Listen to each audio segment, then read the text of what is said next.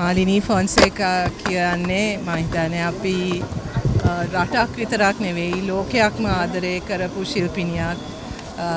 අපේ රටට විශාල ගෞරවයක් විශාල ප්‍රසිද්ධියක් ලබා දුන්න කෙනෙක්.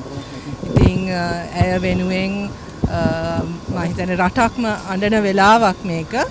හැබැයි විශේෂයෙන්ම මගේ පරම්පරාවට මගේ වයසේ අයට කලාව ගැන ෆිල්ම්ස් පිළිබඳ ෆිල්ම්ස් වලට ආදරය කරන්න පටන් ගත්තේ ෆිල්ම්ස් වලට යන්න ලොකු පෙළඹුමක් දුන්නේ ඇය වගේ ශිල්පිනියන්. ඉතින් ඒ නිසා එක පුද්ගලිකවත් අපිට විශාල පාඩුවක් අඩුවක් ඒක දැනෙනවා. මාලිනීට අපි හැමෝම ආදරය කරා.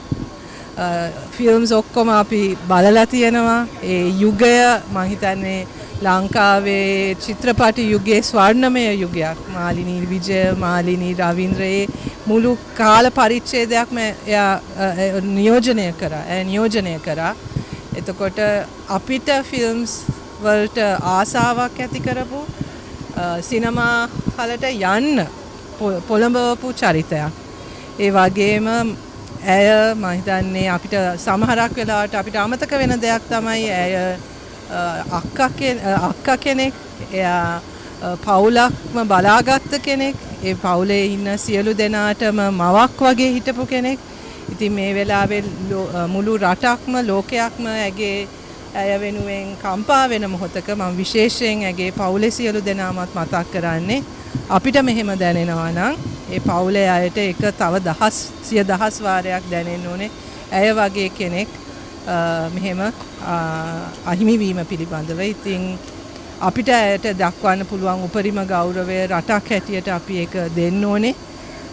විශාල මේ ශාස්ත්‍රයටම විශාල හිඩසක් ඇය ඇති කරනවා. මාලිනී කෙනෙක් ආයිත් ඇති වෙන්නේ නැහැ කියලා මම හිතන්නේ. එහෙම එක්කෙනෙක් ආයිත් අපිට දකින්න හම්බෙන්නේ නැහැ.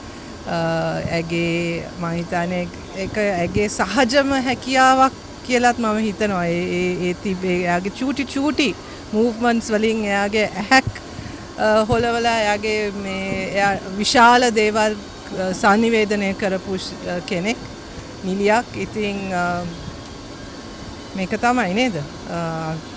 මේක තමයි ජීවිතේ.